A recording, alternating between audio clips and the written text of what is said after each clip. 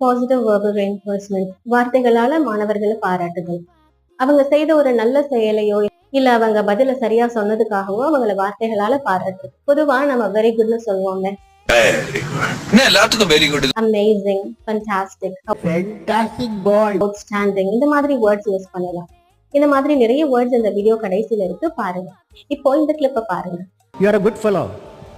இந்த ஸ்டூடெண்ட் இங்கிலீஷ்ல பேச தயங்குறாரு.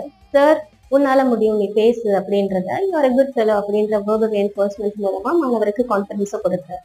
இன்னும் ஸ்பெசிபிக்கா மாணவர்களுடைய நன்னடத்தையோ அல்லது அவங்க ஆன்சரையோ மையமா வச்சு எக்ஸ்பிளைன் பண்ணி சொல்லணும்னா, உதாரணமா நீ எழுதின இந்த எஸ்ஸேல இந்த தேர்ட் பேராகிராஃப் ரொம்ப யூனிக்கா இருந்துச்சுப்பா, the third paragraph truly stood out to me அப்படின்னு ஸ்பெசிஃபை பண்ணி சொன்னா டீச்சர் நம்மள கூர்ந்து கவனிக்கிறாங்கன்னு புரியும்.